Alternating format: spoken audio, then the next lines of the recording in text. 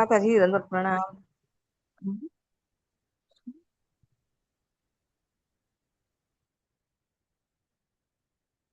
પ્રભુજીને તમને હું પોસ્ટ આપી દો. પ્રભુજી એક જ મિનિટ. હરે કૃષ્ણ કૃષ્ણ કૃષ્ણ હરે હરે હરે રામ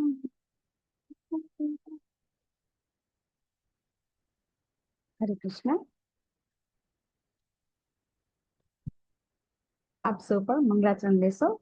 આપણે મંગળતાની કામના કરીએ કે આપણે આ પુરુષોત્તમ યોગ ભગવાનનો જે આખો અધ્યાય છે, જેમાં આપણે ભગવાન વિશે ઘણું બધું, ભગવાન પોતાના વિશે આ અધ્યાયમાં ઘણું બધું કહી રહ્યા છે.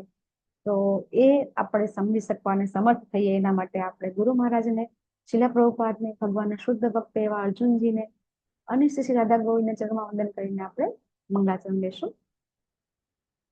ઓમ અજ્ઞાનાતિમિરાન્ધસ્ય જ્ઞાનાંજનશલાકયા ચક્ષુરુન્મિલિतं येन તસ્मै શ્રી ગુરુવે નમઃ.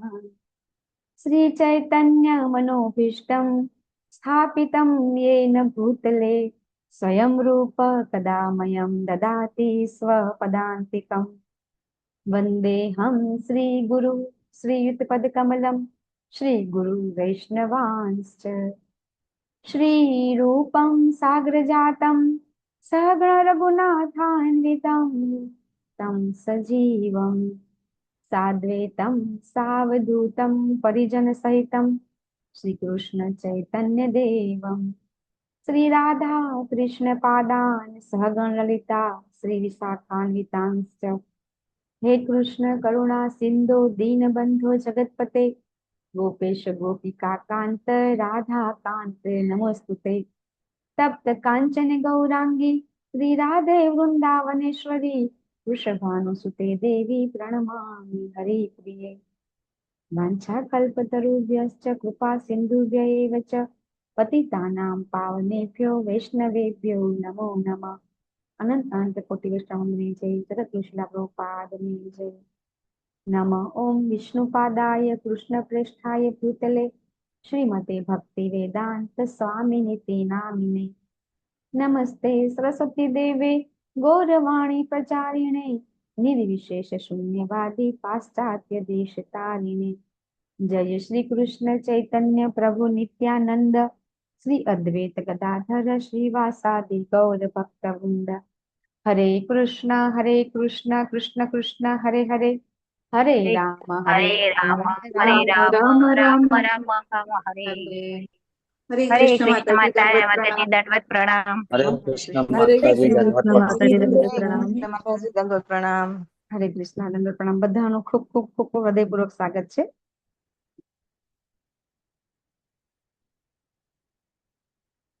આજના અધ્યાય આપણે જે ચાલી રહ્યો છે, અધ્યાયનું નામ છે પુરુષોત્તમ યોગ. બરાબર. અને આપણે બે સેશન લઈ લીધા આપણે પુરુષોત્તમ યોગના. તો હજી પાર્ટિસિપેટ પૂરા નથી, તો આપણે થોડી સમરી જ લઈ લઈએ. બરાબર છે. નવું કાંઈ નહીં લઈએ, સમરી લેશું. તો પહેલો શ્લોકમાં આપણને ભગવાન, જે નવું જૂનું નથી, નવું છે એ હું તમને પૂછીશ. બરાબર છે. તો સૌથી પહેલા શ્લોકની અંદર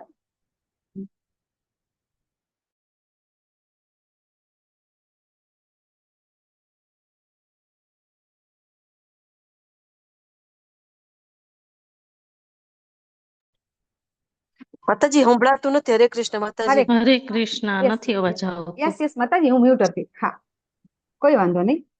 તો પહેલા શ્લોકની અંદર ભગવાન ચર્ચા કરે છે ઊંધા વૃક્ષની, કે આવું ઊંધું વૃક્ષ છે.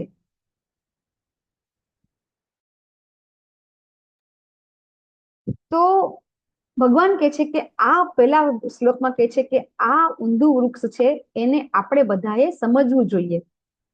તો પ્રશ્ન થશે કે આ ઊંધા વૃક્ષને શા માટે સમજવું જોઈએ? ભગવાન જ જવાબ આપે છે. તો જે લોકો બધા ભગવદ ગીતા રીડ કરે છે એ લોકોને ખબર હશે કે આપણે આ વાસ્તવિક એમ સમજીએ છીએ કે વૃક્ષ ઊંધું છે, અને છતાં પણ આપણે એમાં જીવી રહ્યા છીએ. અને ભગવાને કીધું કે આ ઊંધું વૃક્ષ છે, એમાં તમે બધા ફસાયા છો, મૂળ એનું ઉપર છે, શાખાઓ એની નીચે છે. તો આ બધું આપણે જાણવું શા માટે જરૂરી છે? મને કોઈ કહેશે? આ ઊંધા વૃક્ષને ભગવાન કે તમારે સમજવું જોઈએ. તો આપણે બધાએ શા માટે આ વૃક્ષને સમજવું જોઈએ? પછી ભગવાન કહે છે જાણો, સમજો અને એને કાપી નાખો. ભગવાને શું કીધું? તમે આ વૃક્ષને જાણો, સમજો અને પછી એને વિરક્ત શસ્ત્ર વડે કાપી નાખો. તો એક પ્રશ્ન થાય ને, તો પછી આ વૃક્ષને સમજવું શા માટે જોઈએ આપણે? યસ, રાધિકા સીતા માતાજી. એને સમજવું એટલા માટે જોઈએ કે એ તો જ આપણને અહીંયા ખબર પડશે કે આપણે અહીંયા ફસાયેલા છે અને અહીંયાથી છૂટું થઈને આપણે ભગવાનના ધામમાં જઈને ભગવાનની સેવા કરવાની. ઓકે, યસ, હિરલ માતાજી. હરે કૃષ્ણ. હિરલ પટેલ માતાજી, શા માટે આપણે વૃક્ષને સમજવું જોઈએ? ભગવાન શું કામ? ભગવાન જવાબ ભગવદ ગીતામાં આપેલો છે, શા માટે સમજવું જોઈએ? તો ભગવદ ગીતા આપણે રીડ કરતા. યસ માતાજી, યસ, બોલો માતાજી. હરે કૃષ્ણ માતાજી. મનુષ્ય જીવનનું અંતિમ લક્ષ્ય ભગવાન શ્રી કૃષ્ણના ચરણ કમળમાં તેમનો પ્રેમ પ્રાપ્ત કરવાનો છે. અને જો આપણે આ સ્વસ્થ વૃક્ષને નહીં સમજીએ તો આપણે અહીંયા ને અહીંયા જન્મ મૃત્યુના ચક્રમાં ફર્યા કરશું. જ્યારે સમજીશું ત્યારે આપણને ખબર પડશે કે આપણે ક્યાં જવાનું છે, આપણું ગંતવ્ય ક્યાં છે, અને એને પ્રાપ્ત કરવા માટે આને વિરક્તિના શસ્ત્ર વડે કાપીને ભગવાનની પ્રેમ ભક્તિ કરીને જ આપણે અંતિમ લક્ષ્યને પ્રાપ્ત કરીશું. એટલા માટે એને સમજવું જરૂરી છે. હરે કૃષ્ણ માતાજી. થેન્ક યુ માતાજી, થેન્ક યુ, ખૂબ ખૂબ આભાર. રમણ મંજરી માતાજી, ભગવાને શું કીધું અધ્યાયમાં? ભગવાન શું કે છે? હરે કૃષ્ણ. આપણે બધા સાચા છીએ. હા માતા- ભગવાન શું કે છે? માતાજી, પ્રભુપાદે ભાવાર્થમાં એવું લખેલું છે કે જેમ આ શાખાથી બીજી શાખામાં અને બીજી શાખાથી ત્રીજી શાખામાં જેમ ભટક્યા કરે છે, તેમાં ભૌતિક જગતમાં જગતરૂપી આપણું બી જે મનુષ્ય અવતાર છે તે એક જન્મ પછી બીજા જન્મ થયા કરે છે. તો આપણે આવી રીતે વારાફરતી જન્મ નથી લેવાનો, આપણે ડાયરેક્ટ ભગવતધામ જવાનું છે. તો એના માટે આપણે ભગવાનની ભક્તિ કરવી ખૂબ જરૂરી છે. એટલે આપણે આને મૂળમાંથી આપણે કાપવું પડશે અને એ તેના દ્વારા, એ ભક્તિ દ્વારા જ કાપી શકાય છે. ઓકે, હરે કૃષ્ણ. બધા શ્રી ભગવાન ઉવાચ ઉર્ધમૂલમ અધઃ શાખમ અસ્વત્થમ પ્રાહુર અવ્યયમ છંદાસી યસ્ય પ્રણાની યસ્તમ વેદસ વેદવિત. ભગવાન શું કે છે? જે મનુષ્ય આ વૃક્ષને જાણે છે તે વેદોનો જ્ઞાતા છે.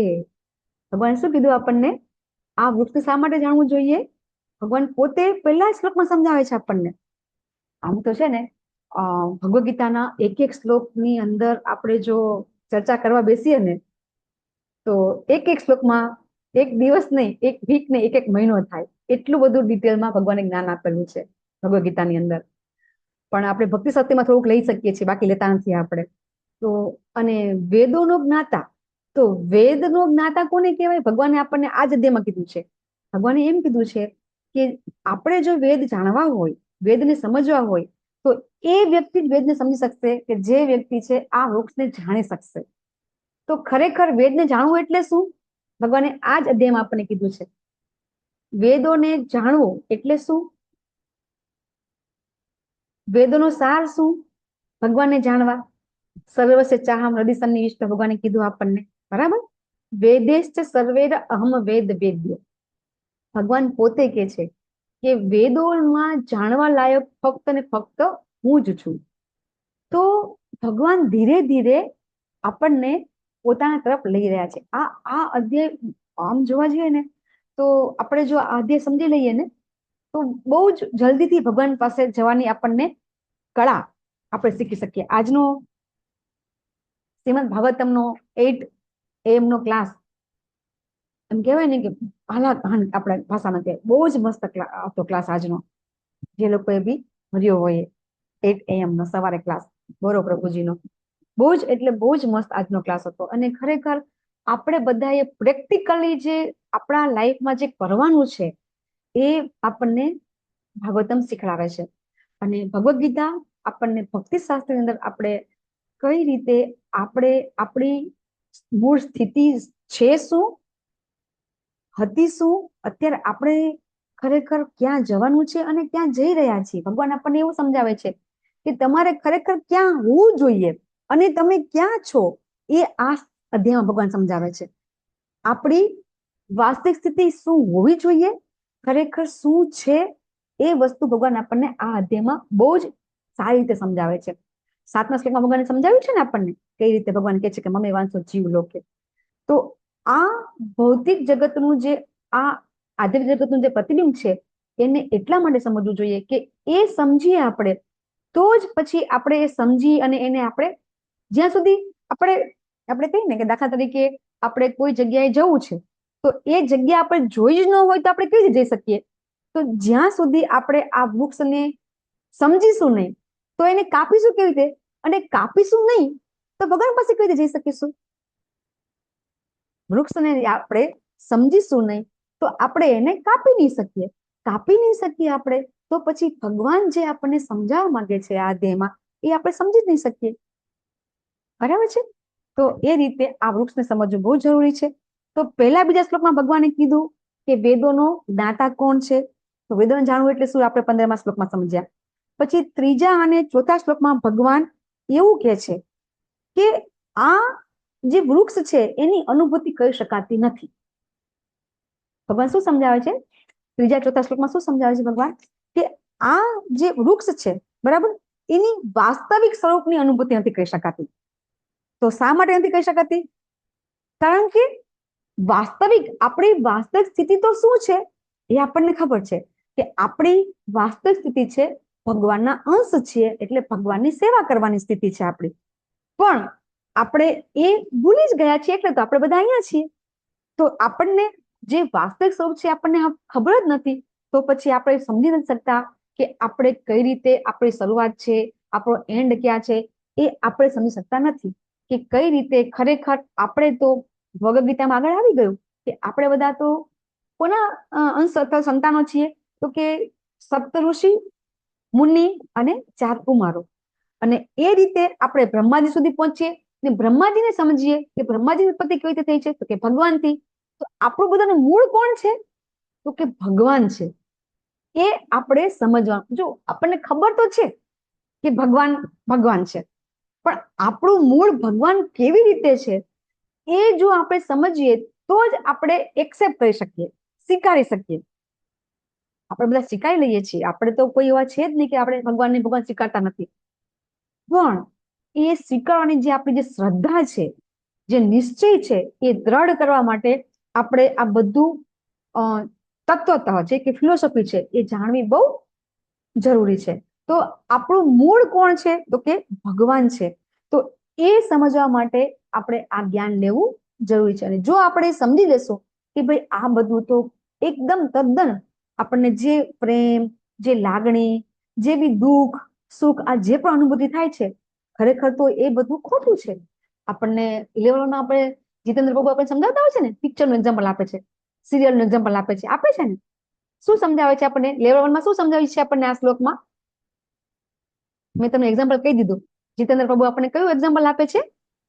હરે કૃષ્ણ માતાજી. એમાં એવું કહે છે દીપ્તિ કે પટ માતાજી. સિરિયલમાં જો હા હેન્ડ રેસ કરો. હરે યસ કૃષ્ણ. દીપ્તિ પટ માતાજી. યસ હેન્ડ રેસ હા, જ કરજો બધા. પ્રભુજી એમ કે છે કે આ આપણે છે ને એક પિક્ચર આપણી સામે ચાલી રહ્યું છે, એમાં આપણે રોલ અત્યારે પ્લે નથી કરતા, તો કોઈ અંદર હીરો જો ખુશ થાય તો હિરોઈન તો આપણે ખુશ થાય, અને દુઃખી થાય તો આપણે રડવા માંડીએ. આપણે યસ. બીજી જ દુનિયામાં જતા રહીએ છીએ, જ્યારે વાસ્તવિકતા એમ નથી. એ આપણે ભાન થવું જોઈએ. હરે કૃષ્ણ. હા, આપણને બહુ ઇઝીલી બહુ સારી રીતે આપણે જીતેન્દ્ર બહુ સમજાવી દીધું છે આપણને કે ખરેખર આપણે આ રોલ પ્લે જ આપણે બધા કરી રહ્યા છીએ, છતાં પણ સાચું છે, ખોટું નથી. કારણ કે આપણે ઈચ્છા હતી એટલે આપણે બધા અહીં આવ્યા છીએ.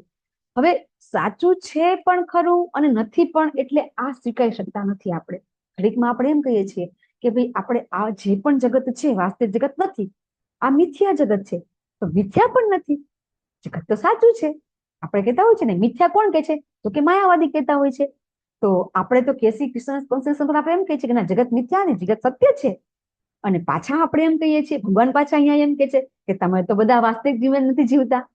તો વિરોધાભાસ લાગે ને. તો કેવી રીતે એક્સેપ્ટ કરી શકાય આપણાથી? સ્વીકારી કઈ રીતે શકાય?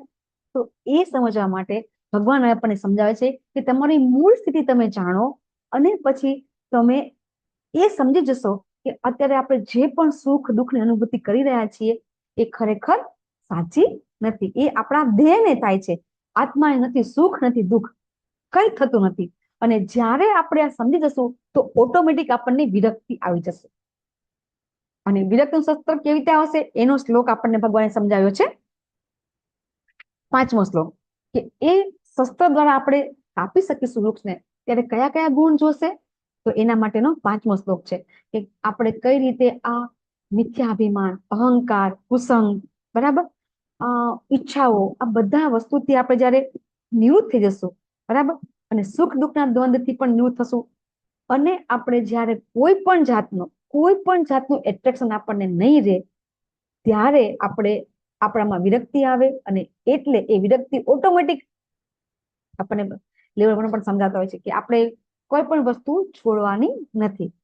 આપણે દરેક વસ્તુ છે એ આપણે કૃષ્ણ કોન્શિયસનેસમાં આપણે દરેક વસ્તુનો ઉપયોગ કરવાથી આપણને ધીમે ધીમે વિરક્તિ આવી જશે. અને આ જે ભૌતિક જગતનું જે વૃક્ષ છે એને આપણે ચોક્કસથી કાપી શકીશું. સમજણ પડે છે હું જે કહું છું? હરે કૃષ્ણ. કઈ કન્ફ્યુઝન કઈ થતું હોય તો ચોક્કસ કહેજો. હા માતાજી. હા માતાજી. હા થાય છે? માતાજી. કન્ફ્યુઝન નથી થતું ને કઈ? બરાબર ને? હવે 5મા શ્લોકમાં આપણને ગુણ કીધા, બરાબર. હવે 6થા શ્લોકમાં ભગવાન એમના ધામનું વર્ણન કરે છે. આપણે એ પણ સમજી ગયા, સમજી લઈએ છીએ આપણે. ભગવાન આપણને કે છે એમનું ધામ કેવું છે એ પણ આપણે જોયું. યસ ભાવ સિંધુ પ્રભુજી. હરે કૃષ્ણ માતાજી. દંડવત પ્રણામ. તમે જે લાસ્ટ સમજાય ને ફરીથી રિપીટ કરજો ને. હરે કૃષ્ણ. અવાજ આવે છે મારો? હા યસ પ્રભુજી, બોલો બોલો. હા, લાસ્ટ જે તમે સમજાવ્યું ને, બરાબર, આપણે વિરક્તિ એ આપણે ભગવાનના અંશ તો છે. હા હા, હા, એટલે એના માટે આપણને પ્રભુપાદે અમરીશ મહારાજનું એક્ઝામ્પલ ઘણી જગ્યાએ આપેલું છે આપણને, અને આખા શ્લોક આપેલા છે. તો એ શ્લોક પ્રમાણે આપણે આપણું બધી જ ઇન્દ્રિયો છે એને ભગવાનની સેવામાં લગાડીશું. ફક્ત ને ફક્ત, એટલે સેવામાં લગાડવી એટલે શું? એવું નહીં કે 48 સેવા કરવી અથવા તો નામ જપ જ કરવા, બરાબર. દરેક ઇન્દ્રિયો છે. તો નાકથી આપણે પુષ્પ સૂંઘીએ છીએ, જીભથી આપણે ભગવાનનું નામ લઈએ છીએ, ભગવાનના ગુણ ગાઈએ છીએ, બરાબર. કાનથી શ્રવણમ કરીએ છીએ, ભગવાનના કથા સાંભળીએ છીએ, અને કંઈ પણ કાર્ય કરીએ છીએ આપણે, એ કાર્ય આપણે કૃષ્ણ ભાવનામૃત થઈને, તો આપણે એટલે કૃષ્ણ ભાવનામૃત થઈને એટલે શું? તો કે ભાઈ કંઈ પણ કાર્ય કરીએ છીએ એમાં આપણે એવું સમજીએ છીએ કે આમાં મારો કોઈ રોલ નથી, બરાબર. ભગવાનના હાથનું હું એક રમકડું છું અને ભગવાન જેમ કે છે એમ હું કરી રહ્યો છું અથવા તો કરી રહી છું. આવી ભાવનાથી આપણે જ્યારે કાર્ય કરીશું તો ઓટોમેટિકલી આપણા દરેક કાર્ય છે એ ભગવાનની ભક્તિ બની જશે. આપણે સ્ટાર્ટિંગમાં જ સમજ્યા હતા કે કઈ રીતે આપણા દરેક કામ છે. જ્યારે અત્યારે આપણે આ ક્લાસ લઈએ છીએ તો ઓટોમેટિક આ પણ એક ભક્તિનો અંગ બની જાય છે. જ્યારે આપણે ભગવાનને વચમાં રાખીને, ભગવાનને સેન્ટરમાં રાખીએ તો ભગવાનને નિર્દેશિત કરીને કંઈ પણ કાર્ય કરી રહ્યા છીએ તો એ ભક્તિ બની જાય છે.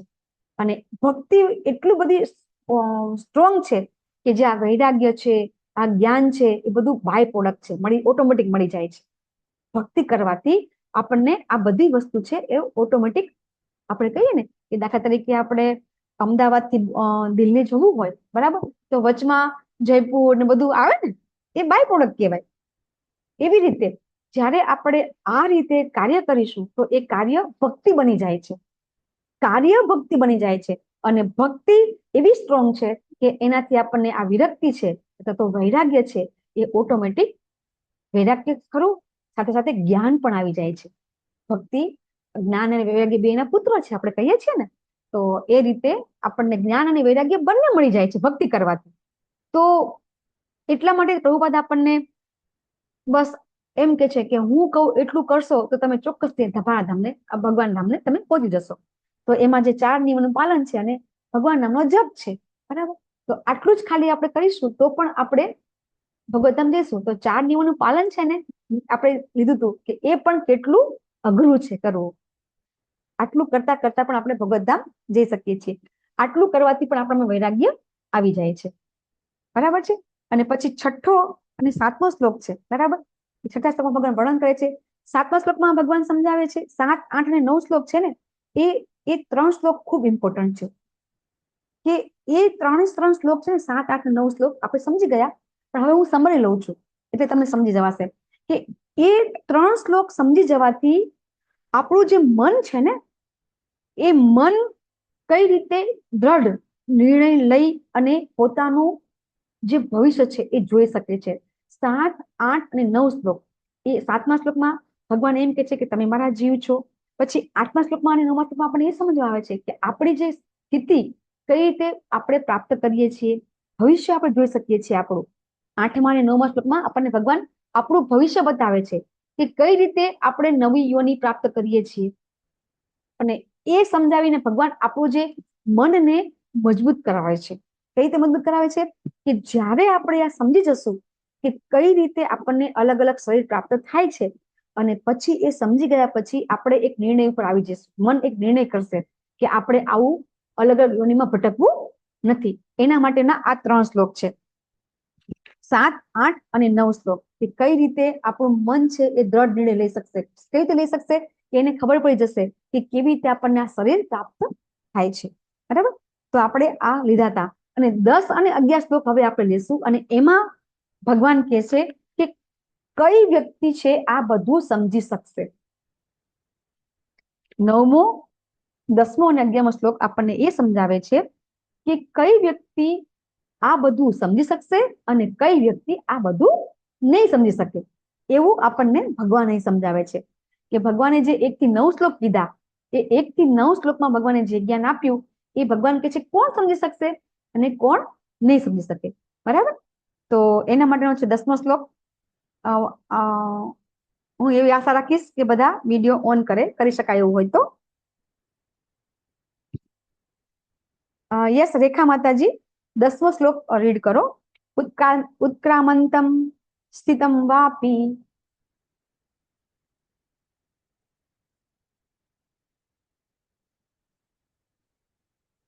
યસ, દયાલ માતાજી. હરે કૃષ્ણ. उत्क्रामन्तस्थितं वापि भुजानं वा गुणान्वितं विमूढानानुपश्यन्ति पश्यन्ति ज्ञानचक्षुषः. अनुवाद बोलूं माताजी? હા માતાજી. अनुवाद. મૂર્ખ મનુષ્ય સમજી શકતા નથી કે જીવ પોતાના શરીરને કેવી રીતે છોડી દે છે, તેમજ એ પણ સમજી શકતા નથી કે પ્રકૃતિના ગુણોના પ્રભાવ હેઠળ તેઓ કેવા પ્રકારનું શરીર ભોગવે છે.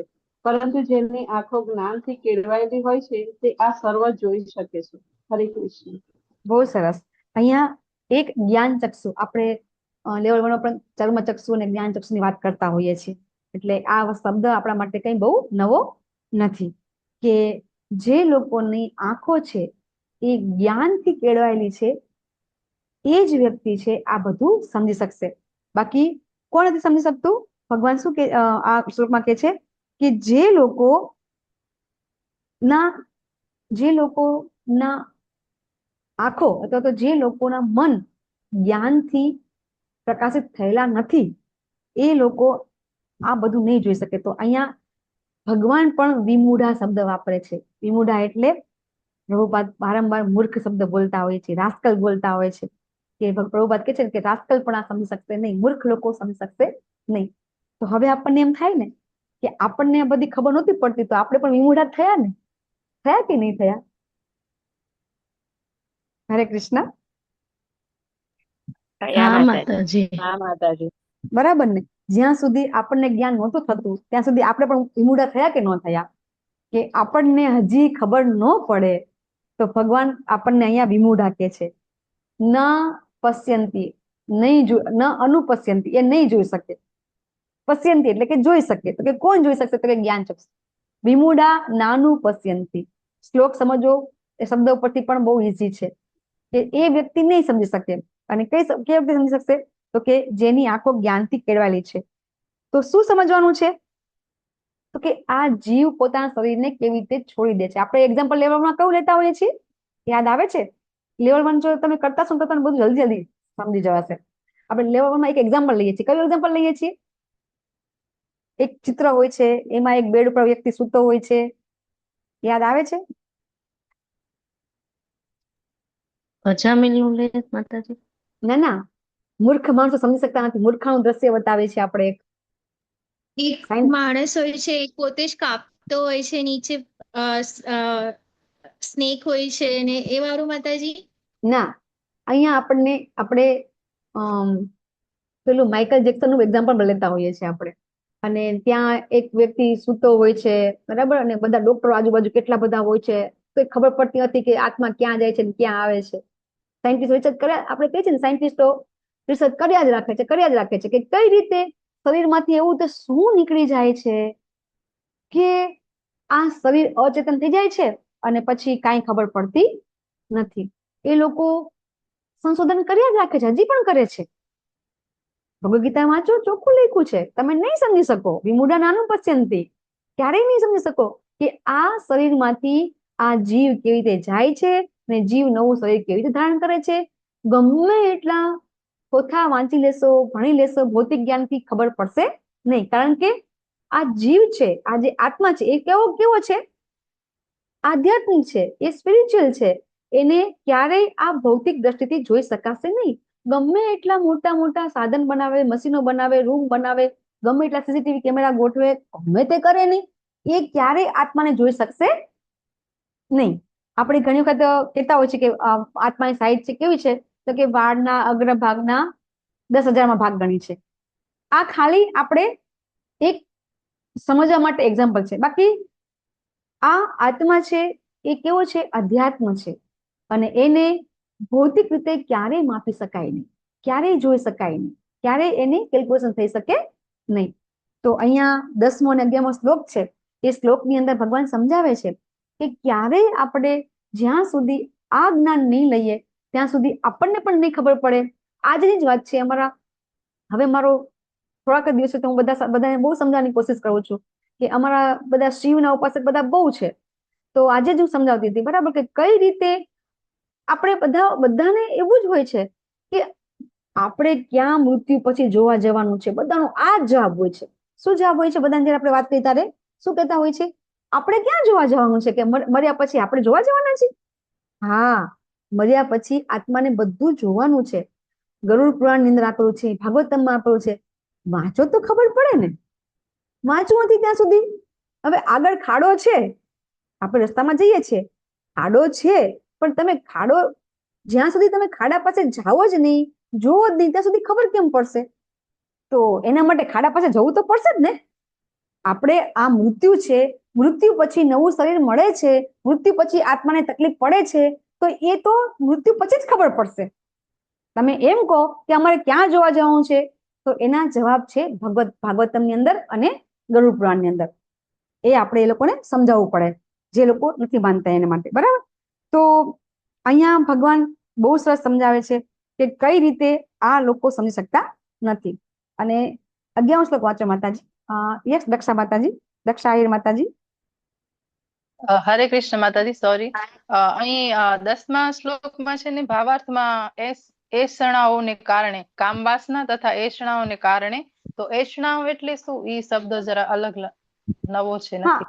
હા, એષણા ઈચ્છાઓ, વાસના અને ઈચ્છાઓ. હા, એટલે આપણને જે લોકોને જ્ઞાન થઈ ગયું છે, આપણે લેવલ 1 2માં લેતા હોઈએ છીએ કે આપણે કેમ સમજી શકતા નથી? કારણ કે આપણે ભોગવવામાં વ્યસ્ત રહેતા હોઈએ છીએ. આપણને એમાં મજા આવે છે. આપણે કાલે ચર્ચા થઈ ગઈ ને કે કઈ રીતે આપણને મજામાં આપણે જીવન જીવીએ છીએ, અને આપણે ક્યારેય મજાની બહાર નીકળતા નથી. અને એ કોની વાત કરીએ છીએ આપણે? જેને અજ્ઞાની છે એની વાત કરીએ છીએ, કે જેની આંખો જ્ઞાનથી કેળવાયેલી નથી, એ લોકો આ બધું કરતા હોય છે.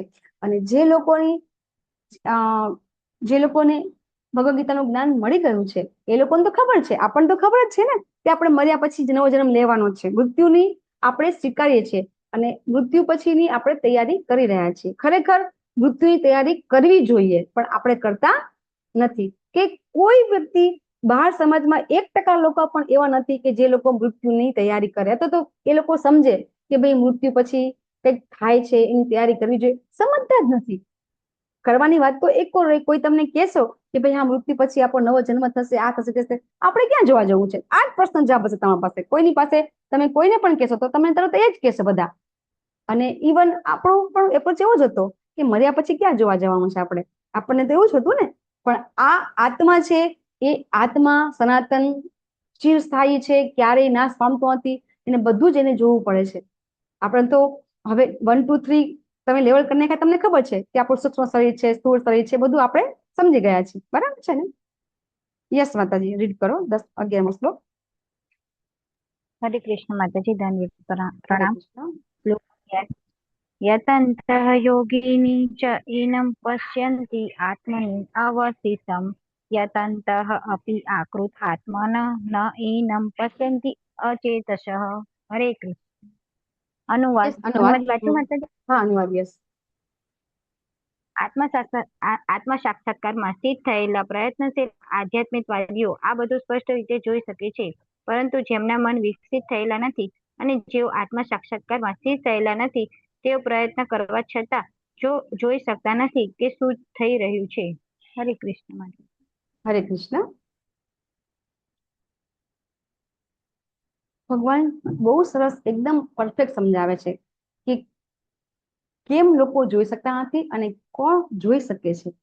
તો આપણને બીજા અધ્યાયમાંથી ભગવાન આપણને સમજાવે છે, બીજા અધ્યાયથી સમજાવે છે કે આત્મ સાક્ષાત્કારી વ્યક્તિ કેવા હોય, એના ભગવાને ગુણ પણ આપણને બીજા અધ્યાયમાં આપણને ભગવાન લઈ લીધા છે કે કયા વ્યક્તિ છે એ આત્મ સાક્ષાત્કારમાં સ્થિત થયેલા કહેવાય.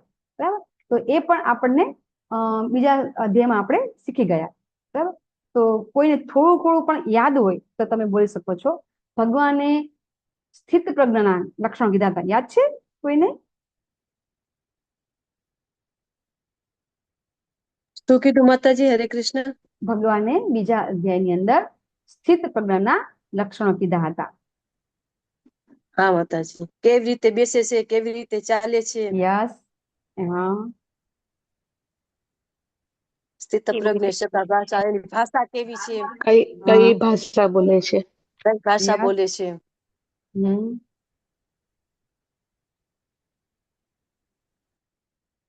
લક્ષણો પછી કેવા કીધા ભગવાને, એ યાદ છે?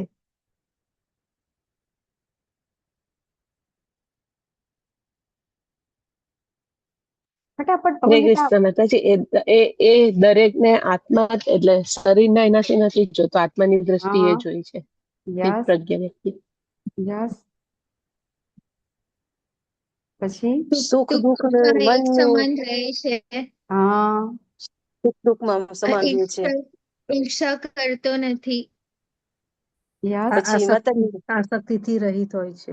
જેવી રીતે કાચબો છે પોતાના અંગ સમેટી લે છે, એવી રીતે આપણી ઇન્દ્રિયો સારા ફેવરિટ કન્ડિશનમાં આપણે ફેલાવાની અને ખરાબ પરિસ્થિતિમાં આપણે કાચબાની જેમ આપણા અંગ સમેટી લેવાના. પછી કમળપત્ર નું એક્ઝામ્પલ આપે છે ભગવાન, ખબર છે ને કે જેવી રીતે કમળપત્ર છે એ પાણીથી એ અલિપ્ત રહે છે ઝાડથી, બરાબર? એવી રીતે તો અહીંયા એ વસ્તુ આપણે યાદ શું કામ કીધું, એ આપણે યાદ કરવાની અહીંયા જરૂર છે કે જે હવે આપણે તો બધા 99.9% લોકો ગૃહસ્થ છે, બરાબર ને? તો આપણા માટે આ શ્લોકને સમજી કેવી રીતે શકીએ આપણે કે આપણે ભગવદ ગીતાને સમજીએ છીએ, આપણે પણ આવી રીતે વિરક્તિ લેવાની છે, અથવા તો આપણે પણ વૈરાગ્ય પ્રાપ્ત કરવાનો છે, અને આપણે પણ આ સ્થિત પ્રજ્ઞ વ્યક્તિ બનવાનું છે. તો ગૃહસ્થ કેવી રીતે થઈ શકે? એટલે ગૃહસ્થ હોય એ ગૃહસ્થ માટે આ શ્લોક કેવી રીતે કનેક્ટ થઈ શકે? પ્રભુપાદો સમજાવે છે કે અધ્યાત્મવાદી કેવા હોય. પ્રભુપાદ તમે પરપટ વાંચો, ભાવાર્થ વાંચો માતાજી. કોમલાંગી માતાજી ભાવાર્થ વાંચો, આકૃતિ માતાજી ભાવાર્થ વાંચો. હરે કૃષ્ણ માતાજી. ભાવાર્થ શીલ પ્રભુપાદ દ્વારા શીલ પ્રભુપાદને છે. એવા અનેક અધ્યાત્મવાદીઓ હોય છે જેઓ આત્મ સાક્ષાત્કારના પંથે હોય છે, પરંતુ જે અધ્યાત્મવાદી આત્મ સાક્ષાત્કારમાં સ્થિત થયેલો નથી તે જોઈ શકતો નથી કે જીવાત્માના શરીરમાં કેવા પરિવર્તનો થઈ રહ્યા છે. આ બાબતમાં યોગીનઃ શબ્દ મહત્વપૂર્ણ છે. હાલમાં એવા અનેક કહેવાતા યોગીઓ અને તેમના સંગઠનો પણ છે, પરંતુ આત્મ સાક્ષાત્કારની બાબતમાં તેઓ હકીકતમાં અંધ છે. તેઓ માત્ર અમુક પ્રકારની અંગ કસરતમાં એટલે કે આસનોમાં વ્યસ્ત રહે છે, અને જો તેમના શરીર સુદૃઢ તથા તંદુરસ્ત રહે છે તો સંતુષ્ટ રહે છે. આ સિવાય તેમને કોઈ અન્ય જાણકારી હોતી નથી. તેઓ યતંતો તપ્ય કૃતાત્મનઃ કહેવાય છે. જો કે તેઓ કહેવાતી યોગ પદ્ધતિઓનો પ્રયાસ કરે છે, છતાં તેનો આત્મ સાક્ષાત્કાર પ્રાપ્ત કરી શકતા નથી. આવા લોકો આત્માના દેહાંતરને સમજી શકતા નથી, જેઓ ખરેખર યોગ પદ્ધતિઓમાં પરોવાયેલા હોય છે અને જેમને આત્મા, જગત તથા પરમેશ્વરની અનુભૂતિ થઈ ગયેલી હોય છે. એવા મનુષ્યો જ તેને સમજી શકે છે. બીજા શબ્દોમાં, જે મનુષ્ય કૃષ્ણ ભાવનાપરાયણ ભક્તિ યોગી છે તેઓ જ સમજી શકે છે કે તે કેવી રીતે વસ્તુઓની ઘટના થયા કરે છે. હરે કૃષ્ણ માતાજી. હરે કૃષ્ણ. તો અહીંયા પ્રભુપાદ સમજાવે છે કે ખરેખર જે લોકો એવું સમજતા હોય, બરાબર, કે અમે લોકો યોગી છીએ, આત્મસાક્ષાત વ્યક્તિ અને આ યોગી વ્યક્તિ, બરાબર, એ વસ્તુ આખી પ્રભુપાદ સમજાવે છે. બંને વસ્તુ આખી અલગ છે. કે યોગીઓ હોય છે એ ખરેખર જે પોતાને યોગી કેવડાવે છે, તો આપણને યોગીની વ્યાખ્યાને બધું આપણે આગળ શીખી ગયા, બરાબર, કે યોગી નામ સર્વેસામ, કોણ કહેવાય, યોગી કોને કહેવાય, એ આપણે સમજીએ છીએ. પણ અત્યારે આ જગતની અંદર કેટલા લોકો એવા છે કે પોતાની જાતને જે યોગ જે કરે છે, જે કસરત કરે છે અને પોતાને યોગી કહે છે, તો પ્રભુપાદ કહે છે એ ના પાડે છે અહીંયા.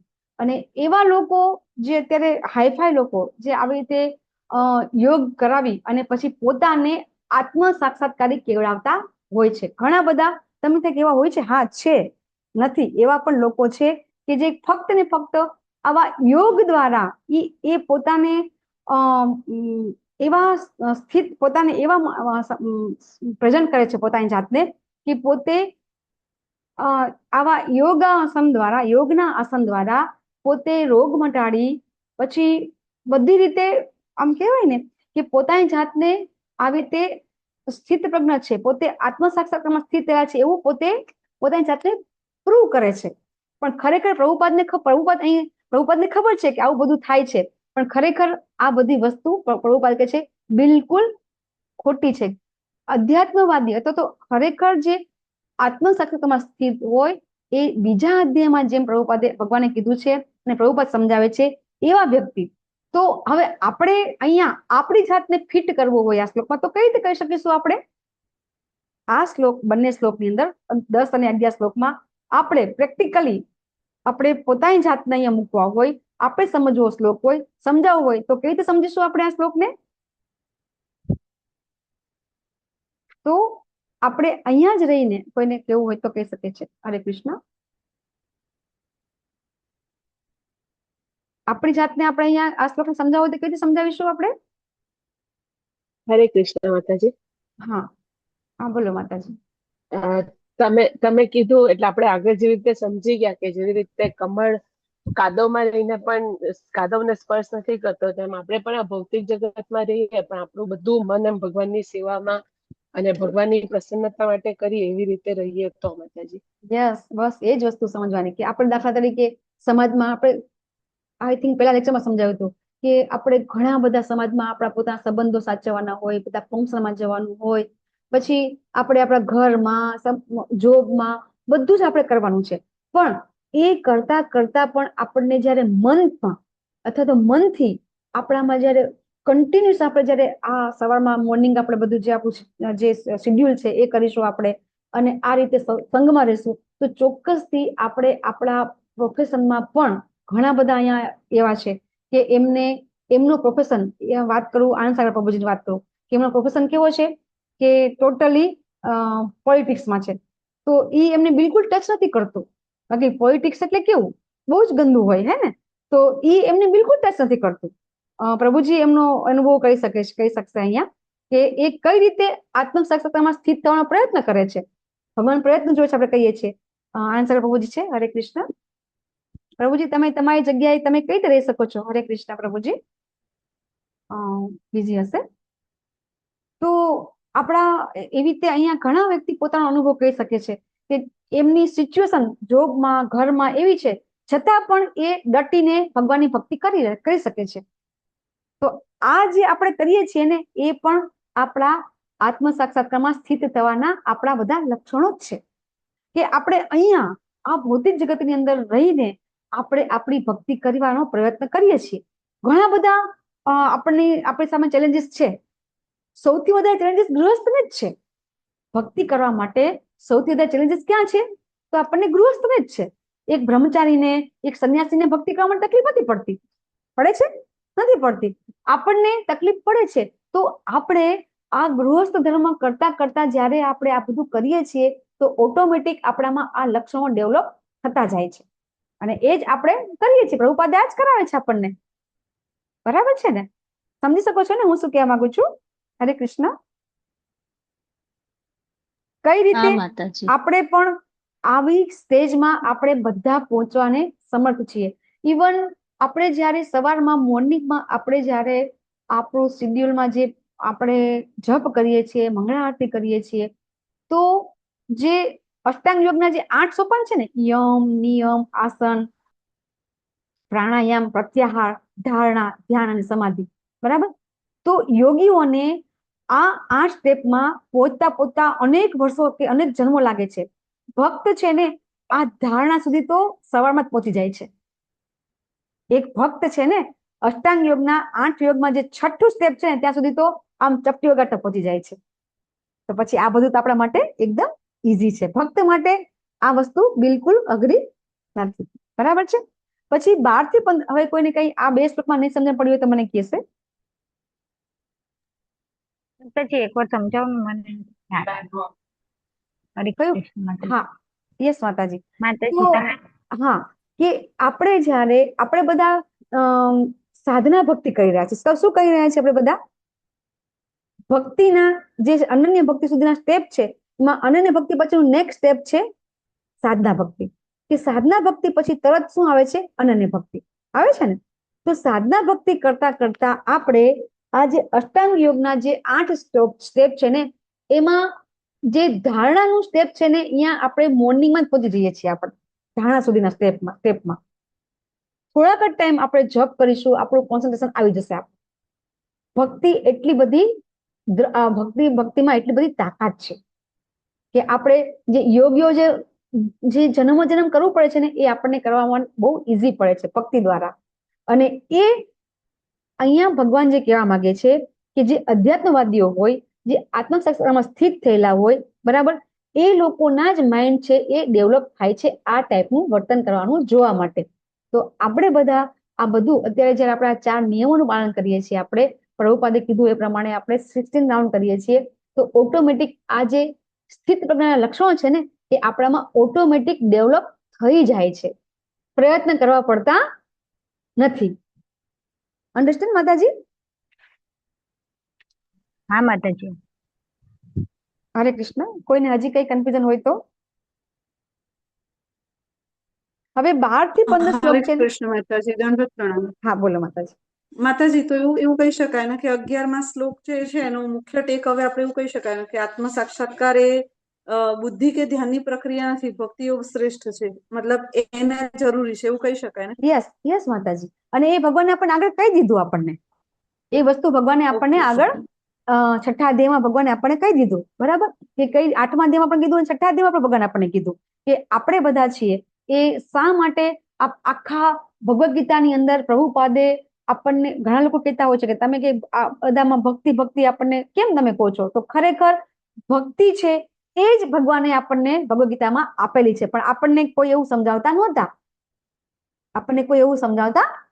એટલે આપણને ખબર પડતી નહોતી. પણ હવે જ્યારે આપણે પ્રભુપાદની આ ગીતા આપણે વાંચીએ અને આપણા આચરણ ટીકા આપણે સમજીએ અને એ જાણીએ ત્યારે આપણને ખબર પડે કે ના, ખરેખર તો જે ભક્તિ છે અને ભક્તિ દ્વારા જે ભક્તિની સેવા છે અને એમાંથી આપણે જે પ્રસાર થઈએ છીએ, તો આ બધું તો આપણા માટે એકદમ ઈઝી છે. તો ઘણા લોકો એમ કહેતા હોય છે ને કે આપણે અનેક જન્મો આપણે તો લેશું, ખબર નહીં આજે કેટલા. હું પોતે પણ કહેતી હતી કે ભાઈ આ ભગવાનની ભક્તિ કરવા માટે તો આપણે કોઈ લાયકાત નથી, આપણે કઈ રીતે ભગવાન પાસે પહોંચી શકીશું, ભગવતધામ જઈ શકીશું. પણ હવે ધીમે ધીમે જેમ જેમ જ્ઞાન થતું જાય છે એમ ખબર પડતી જાય છે કે ભગવતધામ જવા માટે કરોડો જન્મની જરૂર નથી, એક ક્ષણમાં પણ જઈ શકાય છે. અને એ આપણે આ ભક્તિ દ્વારા આપણને આ બધું પ્રાપ્ત થઈ શકે છે. યસ માતાજી, તમે સાચા છો. હવે 12 થી 15 શ્લોક છે ને એમાં ભગવાન છે એ પોતાના વિશે કહી રહ્યા છે. 12 થી 15 શ્લોકમાં અને 16 થી 18 શ્લોકમાં પણ ભગવાન પોતાના વિશે જ કહી રહ્યા છે, પણ એમાં જે લેંગ્વેજ છે એ વેદની વાત વાપરે છે ભગવાન. 12 થી 15 શ્લોકમાં ભગવાન સમજાવે છે પોતાના વિશે, બરાબર, અને 16 થી 18 માં પણ ભગવાન પોતાના વિશે સમજાવે છે. પણ એ લેંગ્વેજ છે કેવી લેંગ્વેજ છે? વેદની ભાષા છે, બરાબર. તો 12મો શ્લોક લેવાની બહુ જરૂર લાગતી નથી, કારણ કે ભગવાન એમ કે છે કે સૂર્યનું તેજ જે આ જગતને દૂર, અંધકારને દૂર કરે છે તે મારામાંથી આવે છે, ચંદ્રનું તેજ પણ મારામાંથી આવે છે, બરાબર. પીપીટીમાં આપેલું જ નથી, પણ તમે બધા ઈચ્છો છો એટલે આ શ્લોક વાંચું છું. પીપીટીમાં આ બધા શ્લોક આપેલા નથી, પણ આપણે લઈએ છીએ. તો બહુ ઈઝી છે સમજવું આ શ્લોક, તો બિલકુલ અઘરો નથી ને શ્લોક. ભગવાન શું કે છે કે સૂર્યનું અને ચંદ્રનું તેજ એ બંને મારામાંથી આવે છે. અને એ આપણે બહુ ઇઝીલી અને બહુ સારા સારા એક્ઝામ્પલથી આપણે સમજીએ છીએ કે જ્યારે ભગવાન પોતાનું વિરાટ રૂપ બતાવે છે, અથવા તો ભગવાન જ્યારે ગિરી ગોવર્ધનને ઉચકે છે એ વખતે ભગવાન છે એ ભગવાનના નખમાંથી કેટલું બધું તેજ આવે છે. પછી ગોલોકા ધામમાં સૂર્યચંદ્રની જરૂર નથી. આપણે આ બધી ચર્ચા આપણે બધી કરી ગયા છીએ. તો તમે ઈચ્છતા હોય તો ચર્ચા કરીએ, નહીતર પછી આપણે આગળ શ્લોક લઈએ.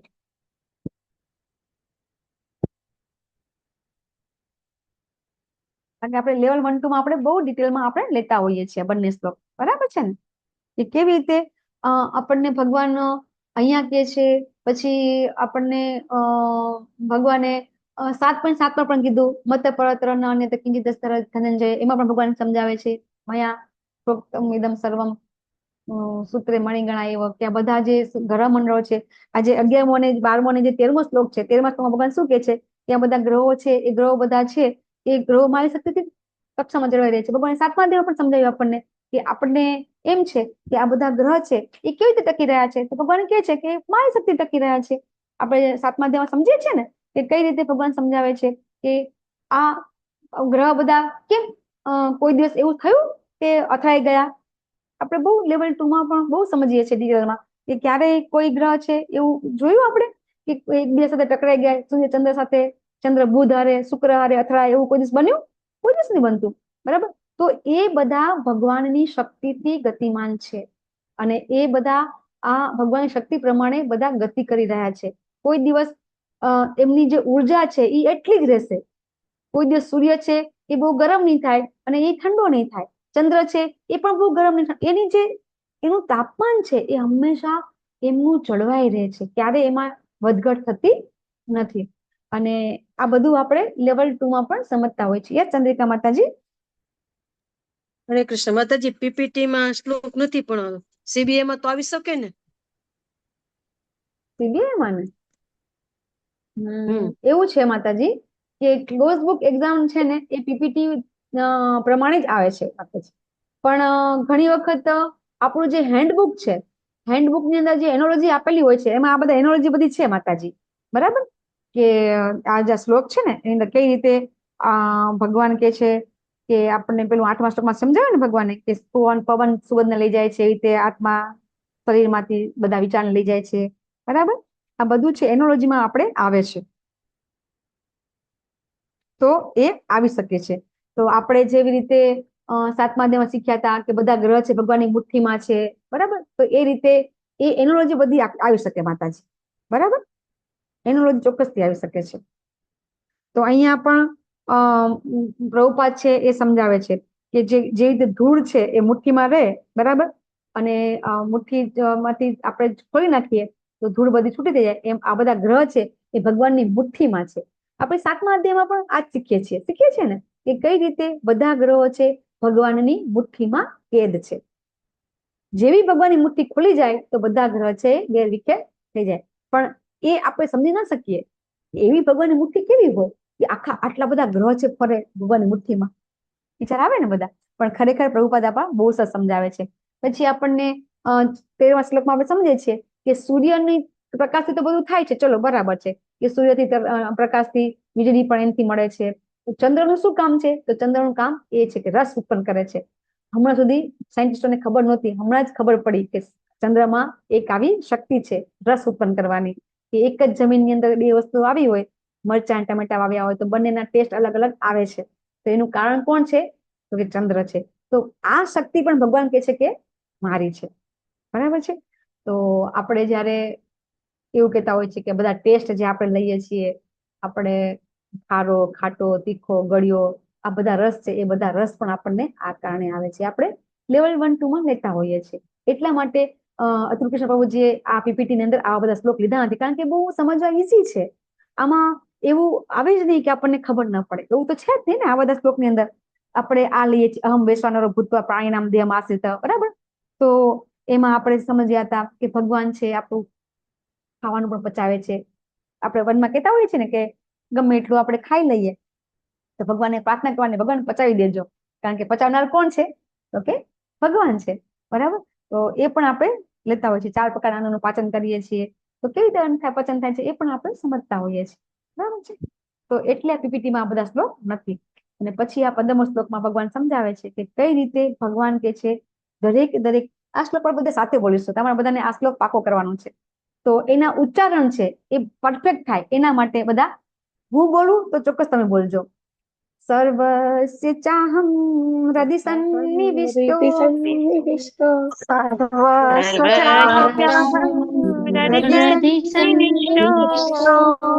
મતઃ સ્મૃતિર્જ્ઞાનમ અપોહનમ ચ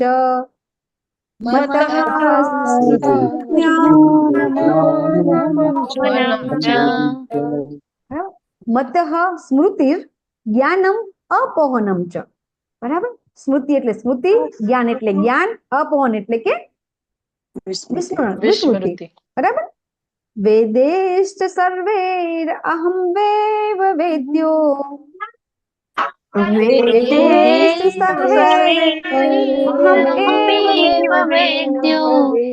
વેદેશ્ચ સર્વૈર અહમ એવ વેદ્યો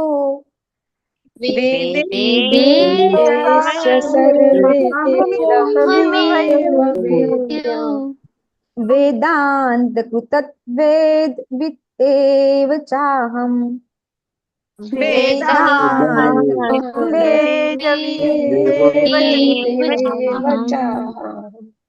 વેદાંત કૃત વેદ વિદ એવ ચાહમ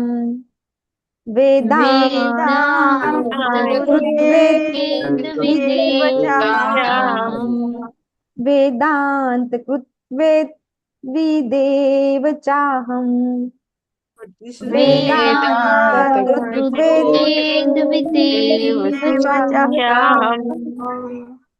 તો ભગવાને 7મા શ્લોકમાં કીધું કે તમે બધા મારા અંશ છો. અહીંયા ભગવાન કહે છે કે હું તમારા હૃદયમાં રહેલો છું. દરેકના હૃદયમાં ભગવાન કયા રૂપે રહે છે એ આપણે નહીં ભૂલવાનું. કયા રૂપે ભગવાન છે આપણા હૃદયમાં?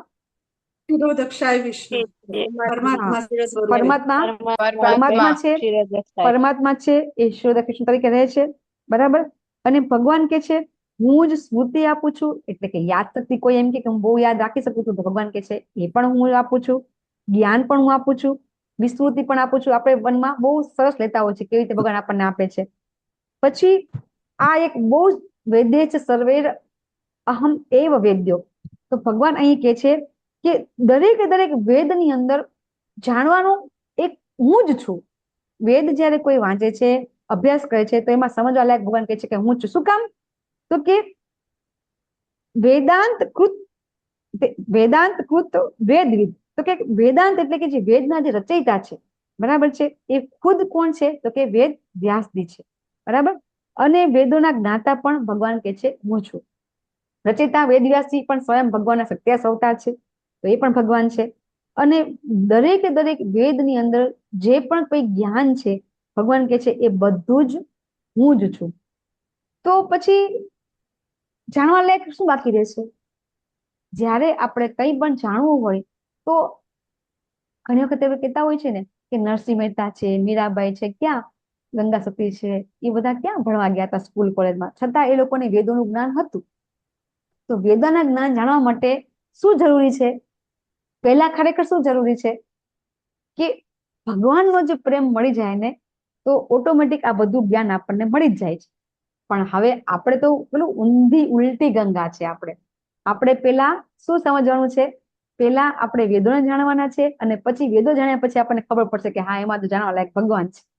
કારણ કે ડાયરેક્ટ ભગવાનને સમજી શકતા નથી. આપણે ડાયરેક્ટ જ્ઞાન આપણને કોઈ આપી દે, બરાબર. હજી અત્યારે પણ ઘણા લોકો એવા છે કે એમને કહીએ છીએ કે ભગવાન શ્રી કૃષ્ણ જ ભગવાન છે, તો હજી આપણી હારે એ લોકો લપ કરે છે ને, નથી સમજતા. એ લોકો એવું જ કે છે કે નિરાકારો એટલે કે જેમાંથી બધું ઉત્પન્ન થાય છે એ બધું નિરાકારમાંથી જ આવે છે. બસ એ લોકો નિરાકારવાદી છે. એ લોકો શિવને માને છે, પણ એ લોકો છતાં પણ શિવને માન્યા પછી પણ એ લોકો નિરાકારવાદમાં જ માને છે. અને એટલે પછી એ લોકો આપણે કહીએ કે ભગવાન શ્રી કૃષ્ણ માં અને શિવની અંદર જેમ દૂધ અને દહીંમાં તફાવત છે, ભાગવતમાં સમજાવવામાં આવે છે કે તેઓ એટલું અંતર છે, બીજું કોઈ અંતર નથી, પણ સમજી શકતા નથી. તો અહીંયા આપણા માટે જાણવા લાયક એક જ વસ્તુ છે કે જો આપણે ભગવાનને જાણી ગયા, ભગવાનને સમજી ગયા, તો બધું જ જ્ઞાન આપણને ઓટોમેટિક ભગવાન આપી દેશે. તો સમજવું શું જરૂરી છે? ખાલી ભગવાનને જાણવા જરૂરી છે. તો પ્રભુપાદ પણ કે છે, આપણા ગુરુ મહારાજ પણ કે છે કે તમે જ્યારે એમ સમજી ગયા કે ભગવાન શ્રી કૃષ્ણ કોણ છે, એટલે કે ભગવાન પૂર્ણ પુરુષોત્તમ પરમેશ્વર છે, એ તમે સમજી ગયા તો તમે એક ક્રીચર બની શકો છો, એવું ચૈતન્ય મહાપ્રભુ પણ કે છે, આપણા ગુરુ મહારાજ પણ કે છે અને પ્રભુપાદ પણ કે છે. શું કામ કે છે? કારણ કે જો એક વખત દ્રઢ નિર્ણય થઈ ગયો કે ભગવાન એક જ છે અને એ ભગવાનની ભક્તિમાં બધું જ આવી જાય છે. આપણે એક્ઝામ્પલ લઈએ છીએ વૃક્ષના પાંદડાનું કે મૂળમાં પાણી રેડીએ તો બધાને પાણી મળી જાય છે. તો એ જે બધા એક્ઝામ્પલ શું કામ આપવા પડે છે? આવા બધા કે ભાઈ ભોજન મોઢાને આપીએ તો બધાને મળી જાય છે, આવા એક્ઝામ્પલ શું કામ દેવા પડે છે? કારણ કે આપણે સ્વીકારી શકતા નથી કે ભગવાન છે એ સર્વશક્તિમાન છે. ભગવાનની સેવા કરવાથી બધાની સેવા ઓટોમેટિક થઈ જાય છે. માનવ સેવા કરવાની જરૂર પડતી નથી. આપણે હજી સમજી શકતા નથી. હજી આપણને એમ થાય કે હું અહીંયા સેવા કરી લઉં, હું અહીંયા દાન કરી લઉં, હું અહીંયા પુણ્ય કરી લઉં. થાય છે ને આપણને કે હું આની સેવા કરી લઉં, હું આને લાગણી હોય આપણને, થાય છે. કરવી જોઈએ, નથી કરવું એવું નહીં. પણ જ્યારે આપણે ભગવાનની સેવા કરશું તો ઓટોમેટિક બધાની સેવા થઈ જશે, એવું હજી આપણે સમજી શકતા નથી. સમજી શકીએ છીએ? નથી સમજી શકતા. શું કામ નથી સમજી શકતા? કે હજી આપણને એવી આસ્થા આવી જ નથી કે હું ભગવાનને જમાડીશ તો મારા બધા ઘરના જમી લઈશ. આવી ભાવના આવે છે આપણને? ખરેખર એવું છે, ભગવાન જો જમી લે ને તો સમગ્ર સૃષ્ટિ તૃપ્ત થઈ જાય. આપણે દ્રૌપદીનું એક્ઝામ્પલ લેવનમાં લેતા હોઈએ છીએ કે ભગવાન સંતુષ્ટ થઈ જાય, ભગવાનને ભોગ લાગી જાય તો ઓટોમેટિક બધાને ભોગ મળી જાય. તો હજી તો આપણી ભક્તિ એવી છે જ નહીં કે આપણે ભગવાનને જમાડી શકીએ. એટલે હજી આપણા ઘરના પણ ભૂખ્યા રહે. જો આપણે એવું કહીએ ભગવાન તમે જમી લો, અમારા ઘરના નહીં જમે તો ચાલશે, ચાલે છે? એવું નથી ચાલતું. કારણ કે હજી આપણી એ સ્ટેજ આવ્યું નથી. ઈ સ્ટેજ કોનું હતું? નરસિંહ મહેતાનું અને મીરાબાઈનું હતું. એટલે એ લોકોને આવા જ્ઞાન લેવાની જરૂર પડતી નથી. બરાબર છે? 16 થી જે 18 શ્લોક છે એની અંદર આપણને આ જીવ, બરાબર, અને એ જીવ કેટલા પ્રકારના છે, આપણું આ ભૌતિક જગત, આપણે તમને કોઈને કદાચ યાદ હોય તો આપણે ખબર છે ચાર્ટ લેતા હતા લેવલ 2 ની અંદર, એક બાજુ ભૌતિક જગત હોય, એક બાજુ આધ્યાત્મિક જગત હોય. કોઈને યાદ છે? આઈ થિંક 10 થી 11 આન્સર પ્રભુજીને તો યાદ જ હશે. 10 થી 11 આપણે લેતા હોઈએ છીએ. કઈ રીતે બંનેમાં ડિફરન્સ છે ભૌતિક જગતમાં અને આ જે સ્પિરિચ્યુઅલ વર્લ્ડ છે એમાં શું ડિફરન્સ છે? એક છે એ કાયમી છે, એક છે કામ ચલાવ છે. યાદ આવે છે કોઈને? આની ઉપરથી આપણે 16મા શ્લોક ઉપરથી લેતા હોઈએ છીએ આપણે કે કઈ રીતે પરમેશ્વર પરમાત્મા છે એ પૂર્ણ છે, આપણે બધા એમના અંશ છીએ. બરાબર? આ બધું આપણે ડિફરન્સ થતા હોઈએ છીએ ને કે કઈ રીતે ભગવાન છે એ આપણે બધા જેવાને કહેવાય ને કે ભગવાન છે એ અક્ષર પુરુષોત્તમ, આપણે કોઈ એક્ઝામ્પલ અક્ષર પુરુષોત્તમ બધા બોલે છે તો અક્ષર તો ખાલી ભગવાન જ છે. લઈ લઉં કે ફરીથી એ યાદ છે? 16 શ્લોક વાંચો ચલો. યસ પારુલ માતાજી, 16મો શ્લોક વાંચો. હજી નહીં વાંચી શકું, પાવર ઓફ થઈ ગયો છે અહીંયા મારા ઘરે. ઓકે, યસ હરે નિહાલ કૃષ્ણ માતાજી. માતાજી હું લઉં? હા લઈ લો માતાજી, લઈ લો. હરે કૃષ્ણ, દંડવત પ્રણામ. અદ્રાવિમો પુરુષો લોકે ક્ષરક્ષાક્ષર એવ ચ સર્વાણી ભૂતાની કુટસ્થોક્ષર ઉચ્યતે. અનુવાદ: જીવના બે પ્રકાર છે, ચ્યુત અને અચ્યુત. ભૌતિક જગતમાં પ્રત્યેક જીવ ચ્યુત એટલે કે પતનશીલ હોય છે અને આધ્યાત્મિક જગતમાં પ્રત્યેક જીવ ચ્યુત કહેવાય છે. હરે કૃષ્ણ માતાજી, દંડવત પ્રણામ. પીપીટી વાંચો માતાજી, पीपीटी वाँचो। वेदांत, हाँ हरे कृष्ण। वेदांत कृत जैसा कि पहले बताया जा चुका है, भगवान ने अपने व्यासदेव अवतार में ब्रह्म सूत्र का संकलन किया। भगवान ने यहाँ पर वेदांत सूत्र की विषय वस्तु का सार संक्षेप दिया है। 15.16 तात्पर्य। हाँ, એટલે અહીંથી ભગવાન છે આપણને કઈ રીતે ત્રિશ્લોકી ગીતાની શરૂઆત અહીંથી થાય છે, 16, 17 ને 18, કારણ કે આ 3 શ્લોક છે એ ત્રિશ્લોકી ગીતાના છે અને એની અંદર આ વેદોનો સાર આપેલો છે. તો 16મા શ્લોકની અંદર આપણે સમજીએ છીએ કે જેવી રીતે જીવના બે પ્રકાર છે, બરાબર, એવી રીતે એક છે ચ્યુત છે, એક છે અચ્યુત છે. તો ભગવાનને શું કહેવામાં આવે છે? અચ્યુત કહેવામાં આવે છે. શું કામ અચ્યુત કહેવામાં આવે છે? કે અચ્યુત એટલે કે જેનું પતન થતું એ, અને અક્ષર એટલે કે જેનો નાશ થતો નથી એ. અક્ષર એ જ છે કે જેનો નાશ થતો નથી તે. તો આપણને ભગવાન આગળ પણ સમજાવે છે કે ભગવાન કેવી રીતે દરેકે દરેક વસ્તુ ભગવાનમાંથી આવે છે, પણ ભગવાન ક્યારેય અપૂર્ણ થતા નથી. આપણને શ્લોક લઈએ છીએ પૂર્ણમદમ પૂર્ણમિદમ પૂર્ણાત પૂર્ણમુદચ્યતે, તેમાં બરાબર, પૂર્ણસ્ય પૂર્ણમાદાય પૂર્ણમેવાવશિષ્યતે. તો ભગવાનમાંથી બધું આવે છે. ભગવાન કે છે બધું મારામાંથી ઉત્પન્ન થાય છે, પણ ભગવાન ક્યારેય ભગવાનમાંથી કઈ ઓછું થતું નથી. ભગવાન હંમેશા પૂર્ણ રહે છે. ભગવાન હંમેશા અક્ષર છે. ભગવાન ક્યારેય ભગવાનમાંથી કઈ વસ્તુ માઇનસ થતી નથી. પરંતુ જે જીવ છે એ બધા ભગવાનના વિભિન્ન અંશ છે. અને આપણે અહીંયા અંશ અને વિભિન્ન અંશની આપણે ડિફરન્સ જોતા હોઈએ છીએ. વિભિન્ન અંશ એટલે કે આપણે બધા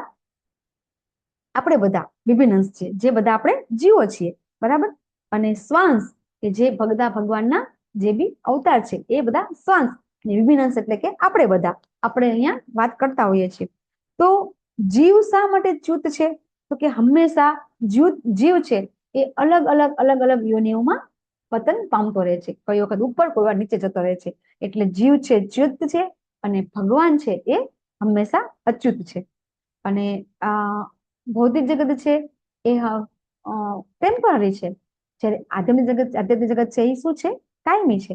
હવે આ જે ભૌતિક જગત છે એની અંદર આપણને ખ્યાલ છે, પ્રભુપાદ સમજાવે છે કે આપણા શરીરના અલગ અલગ પરિવર્તન થાય છે, પરંતુ આધ્યાત્મિક જગતમાં જયારે આપણો પ્રવેશ થશે ત્યારે આપણું ક્યારેય આવું થતું, આપણામાં જેમ ઉત્પત્તિ થાય, આપણો જન્મ થાય, પછી વૃદ્ધિ થાય, આ બધું ત્યાં થતું નથી.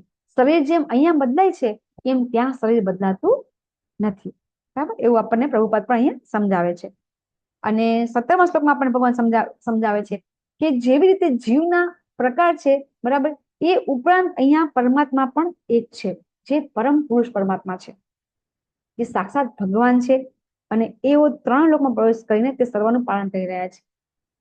પીપીટીમાં છે કે નહીં આપણે જોઈએ. જીવ દો પ્રકાર કે હે, ચ્યુત અને અચ્યુત, બરાબર.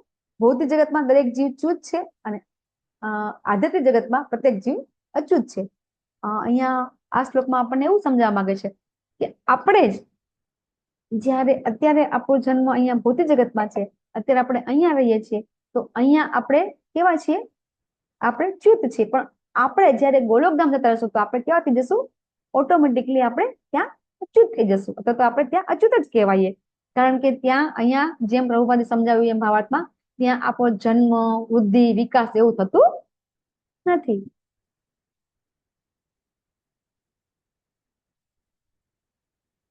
યસ, વાંચો 15 શ્લોકી ગીતા વાંચો. હરે કૃષ્ણ. કોમલાગી માતાજી વાંચો. हरे कृष्ण माताजी। त्रिश्लोकी गीता 15.16 અને 18। इन दोनों के अतिरिक्त एक परम पुरुष परमात्मा है जो साक्षात अविनाशी है और जो तीनों लोकों में प्रवेश करके उनका पालन कर सकता है। भगवत गीता 15.17। આપણે આમાં પ્રભુપાદે પણ બહુ ખાસ આપણને કીધું નથી, આપણે બહુ સમજી શકીએ છીએ કે કઈ રીતે ભગવાન છે એ ભગવાન અલગ અલગ, સૌથી પહેલા તો મહાવિષ્ણુ તરીકે આપણને બહુ ડિટેલમાં લેતા હતા આપણે કે ભગવાન જ્યારે આપણે ઈચ્છા કરીએ છીએ તો આપણા માટે ભગવાન છે પહેલો પુરુષ અવતાર ધારણ કરે છે મહાવિષ્ણુ. શું કામ ધારણ કરે છે ભગવાન? આપણા બધા માટે. આપણી ઈચ્છા થઈ આ ભૌતિક જગતની અંદર ભોગ ભોગવવાની, તો ભગવાન આપણા માટે બ્રહ્માંડની ઉત્પત્તિ કરે છે અને એ છે મહાવિષ્ણુ. પછી એક બ્રહ્માંડની અંદર ભગવાન પાછા બીજો પુરુષ તરીકે અવતાર લે છે અને એ છે કયો અવતાર છે? ફટાફટ બોલો. પેલો મહાવિષ્ણુ. બીજો કયો અવતાર લે છે ભગવાન બ્રહ્માંડમાં? દરેક બ્રહ્માંડમાં પછી દરેક બ્રહ્માંડની અંદર 14 લોકો નિર્માણ થાય છે. પછી જીવોને પણ ભગવાન ગર્ભાન્વિત કરે છે અને દરેક જીવની અંદર ત્રીજો અવતાર ભગવાન ધારણ લે છે. કયો અવતાર લે છે? આ ભગવાન છે આપણા માટે આ રીતે ભગવાન અલગ અલગ અવતાર લઈ અને આપણા બધાનું પાલન પોષણ ભગવાન કરે છે અને આપણે આ બહુ સારી રીતે સમજે છીએ. હા, યસ માતાજી. યસ આકૃતિ માતાજી વાંચી શકે તો વાંચો. હા, હરે કૃષ્ણ માતાજી. વાંચો. બુકમાંથી જ લઈ લઉં ને માતાજી? હા, ગુજરાતી લો તો ચાલશે. હા માતાજી, મને કીધું માતાજી? નહીં, વાંધો નહીં. ના, હા, આકૃતિ માતાજી. હરે કૃષ્ણ માતાજી. 17 જ લઈ લઉં ને માતાજી? 18 ચૂકી મેં અક્ષર તથા અક્ષર દોનો કે પરે હું. અનુવાદ ગુજરાતીમાં લો તો વાંધો નહીં. હા, અનુવાદ. હું ક્ષર તથા અક્ષર બેવથી પર છું, તેથી અને હું સર્વોત્તમ છું. તે કારણે હું આ જગતમાં તથા વેદોમાં પરમ પુરુષ તરીકે પ્રખ્યાત છું. ભાવાર્થ શીલ પ્રભુપાદ દ્વારા હરે કૃષ્ણ. હા, વાંચી લો વાંચી લો. પેલો પેરેગ્રાફ વાંચો, સરસ છે. વાંચી લો. ભાવાર્થ શીલ પ્રભુપાદ દ્વારા શીલ પ્રભુપાદનીજી. પૂર્ણ પુરુષોત્તમ પરમેશ્વર કૃષ્ણથી ચડિયાતું કોઈ જ નથી. બદ્ધ જીવ પણ નથી નહીં અને મુક્ત જીવ પણ નહીં. તેથી તેઓ સૌથી મહાન વ્યક્તિ છે, પુરુષોત્તમ છે. હવે અહીં એ સ્પષ્ટ થયું છે કે જીવ તથા ભગવાન વ્યક્તિ છે. તફાવત એ છે કે જીવ ભલે બદ્ધ હોય કે મુક્ત હોય તો પણ તે માયાની દ્રષ્ટિએ ભગવાનની માત્રાની દ્રષ્ટિએ માતાજી, માત્રાની દ્રષ્ટિએ માત્રાની દ્રષ્ટિએ ભગવાનની અકલ્પ્ય શક્તિઓથી ચડિયાતો થઈ શકતો નથી. એવી માન્યતા તદ્દન ભૂલ ભરેલી છે કે ભગવાન તથા જીવ સમાન સ્તરે હોય છે અથવા સર્વ પ્રકારે એક સમાન છે. તેમના વ્યક્તિત્વ વચ્ચે શ્રેષ્ઠતા તથા નિમ્નતાનો પ્રશ્ન હંમેશા વિદ્યમાન હોય છે. ઉત્તમ શબ્દ મહત્વપૂર્ણ છે. પૂર્ણ પુરુષોત્તમ પરમેશ્વરથી કોઈ શ્રેષ્ઠ નથી. લોકે શબ્દ પૌરુષ આગમ એટલે સ્મૃતિ સહસ્ત્ર. હરે કૃષ્ણ. હરે કૃષ્ણ. એટલે આ શ્લોકની અંદર પાછું આપણા મનની અંદર થોડાક પણ શક કે ડાઉટ હોય એ અહીંયા આપણને દૂર થઈ જવા જોઈએ કે ભગવાન છે ને, આપણે અત્યારે આગળ શું કીધું કે ભગવાન અક્ષર બતાવ્યું, આપણે એવું કીધું, પણ અહીંયા ભગવાન શું કે છે કે હું ક્ષર અક્ષર બંનેથી પર છું. આગળ આપણે એવું સમજ્યા કે ભગવાન તો અક્ષર છે, ભગવાનનો ક્યારેક ક્ષર નાશ થતો નથી, ભગવાન પૂર્ણ છે, ભગવાનમાંથી ક્યારેક કઈ લિપ્ત થતું નથી. પરંતુ અહીંયા ભગવાન કહે છે હું ક્ષર અક્ષર બંનેથી પર છું. આવું આપણે ક્ષર અને અક્ષર આવું વિચાર કરવાની ભગવાન કહે છે તમારે જરૂર નથી. હું સર્વશ્રેષ્ઠ છું. ભગવાન જયારે ભાગવતની અંદર પહેલો શ્લોક આવે છે, જન્માદ્યસ્ય તો અન્વય યાદી તરત જ 4 થી સ્વ અભિજ્ઞ સ્વરાટ. બરાબર? તો ભગવાન છે એ ભગવાન સર્વશ્રેષ્ઠ છે, ભગવાન સ્વતંત્ર છે, ભગવાન બધું જ ભગવાન છે એવું જયારે આપણે સમજી જઈએ, બરાબર. અને ભગવાન કહે છે કે વેદોમાં હું જયારે કોઈ વેદ વાંચતા હોય, જયારે કોઈ વેદનો અભ્યાસ કરતા હોય અને ત્યાં પુરુષનું જે વર્ણન થાય છે એ પરમ પુરુષ ભગવાન કહે છે કે હું છું. ભગવાન અહીંયા આપણને સમજાવે છે કઈ રીતે કંઈ પણ ભગવાન કે સૃષ્ટિમાં તમે કંઈ પણ જોઈ લો એ બધું હું જ છું. અને સર્વોત્તમ વ્યક્તિ કંઈ પણ તમને દેખાય એ આપણને લેવડમાં એવું કહેતા હોઈએ છીએ કે જ્યારે આપણને કોઈ શ્રેષ્ઠ વસ્તુ જોઈએ, આપણે કોઈ મહાન નેતા જોઈએ, કોઈ મહાન અભિનેતા જોઈએ, અથવા તો કોઈ પણ સારી વસ્તુ જોઈએ, તો જો આપણે એનાથી અભિભૂત થઈ જઈએ, જ્યારે આપણે નો ડાઉટ અત્યારે આપણે ભગવાનની ભક્તિ કરી રહ્યા છીએ, ભગવાનની ભક્તિ કરવાની કોશિશ પ્રયત્ન કરી રહ્યા છીએ આપણે, અને છતાં પણ જ્યારે સમાજની અંદર બહાર આપણે જ્યારે જઈએ અને કોઈ શ્રેષ્ઠ હોતું આપણે જોઈએ અને આપણે એનાથી અભિભૂત થઈ જઈએ ને જ્યારે, તો એનો અર્થ એમ થયો કે હજી આપણે ભગવાનને સર્વશ્રેષ્ઠ માન્યા નથી. કંઈ પણ શ્રેષ્ઠ હોય તો તરત આપણને એમ થવું જોઈએ કે હા, આ તો ભગવાનની શક્તિ છે. આવું વિચાર આવે ને તો જ સમજવાનું કે હા, આપણે સાચા છીએ અથવા તો આપણે સાચી જગ્યા ઉપર છીએ. તો અહીંયા આ શ્લોકમાં ભગવાન એ આપણને સમજાવવા માંગે છે. યસ માતાજી, વાંચો, પીપીટી વાંચો.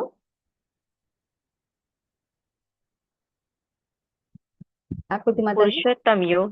हाँ, जानाति पुरुषोत्तमम सर्वविद। जो कोई भी मुझे संशय रहित होकर पुरुषोत्तम भगवान के रूप में जानता है वह सब कुछ जानता है। अतएव हे भरत पुत्र, वह व्यक्ति मेरी पूर्ण भक्ति में रत होता है। भगवत गीता 15 और 19। હરે કૃષ્ણ.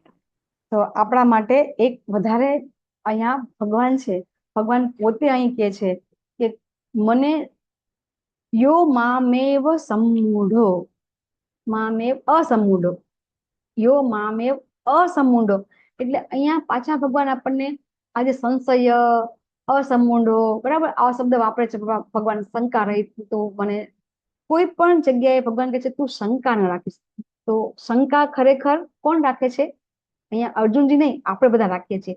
ભગવાન અહીંયા આ શબ્દ એટલે વાપરે છે કે હજી આપણે અહીંયા પહોંચ્યા પણ હજી શંકા છે, આપણા મનમાં હજી ડાઉટ છે કે પૂર્ણ પુરુષોત્તમ ભગવાન કોણ છે, બરાબર. તો એટલે ભગવાન કહે છે કે આપણે બિલકુલ શંકા રહિત થઈ અને જાણવાનું છે કે ભગવાન કોણ છે. આપણને એમ થાય કે આપણે ક્યાં ડાઉટ રાખીએ છીએ, પણ એ આપણા મનમાં ડાઉટ છે કે નહીં એ ક્યાં ખબર પડશે આપણને?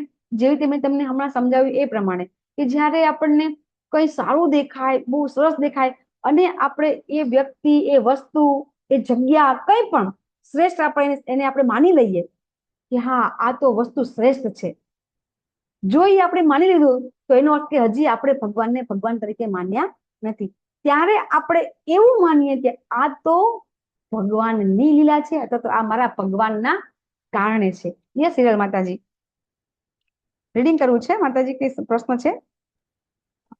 ના માતાજી, રીડિંગ માટે ઓકે. એટલે અહીંયા પ્રભુપાદ પણ કે છે કે અહીંયા ભગવાન ભજતી શબ્દ એટલે કે ભગવાન એમ કે છે કે સર્વવિદ ભજતીમાં, અહીંયા પણ ભગવાન ભજતી એટલે કે ભક્તિ કરવાનું જ કહી રહ્યા છે આપણને. 15મા અધ્યાયમાં પણ ભગવાન આપણને ભક્તિ કરવાનું જ કહી રહ્યા છે અને એ કરશું તો શું થશે? બરાબર, વાંચો માતાજી, હિરલ પટેલ માતાજી. સોરી માતાજી, હરે કૃષ્ણ. માતાજી, પ્રભુજી આપણને ક્લાસમાં વારે વારે કહેતા હોય ને કે આપણે ક્યાં બી કોઈ બી મનપસંદ જગ્યાએ જઈએ, ફરવા જઈએ, મતલબ સમુદ્ર કિનારે જઈએ તો પણ આ ભગવાનની વિભૂતિ છે એવું જ મતલબ આપણને ત્યાં ફીલ થવું જોઈએ, તો જ આપણે ભગવાનને ભગવાન. યસ, આપણે 10મા અધ્યાયમાં આપણે સમજાવતા હોઈએ છીએ હે ને કે કંઈ પણ શ્રેષ્ઠ જોઈએ તો ચોક્કસથી આપણને ભગવાન યાદ આવવા જોઈએ, ત્યારે આપણે એમ કહેતા હોઈએ છીએ. પણ અહીંયા આપણને પ્રભુપાદ એમ સમજાવે છે કે જ્યારે આપણે પેલી બધી વિભૂતિ હતી અને એ વિભૂતિમાં આપણે ભગવાનને યાદ કરવાના હતા એવું આપણને સમજાવ્યું. તો અહીંયા આપણને શું સમજાવે છે કે આપણને આ ભૌતિક જગતમાં કંઈ પણ સારું દેખાય, કંઈ પણ સારું દેખાય અને એ સારું જોઈને આપણે જ્યારે અભિભૂત ન થઈએ અને આપણે એમ સમજીએ આ તો મારા ભગવાનનું જ ઐશ્વર્ય છે, તો આપણે ચોક્કસથી. હા માતાજી,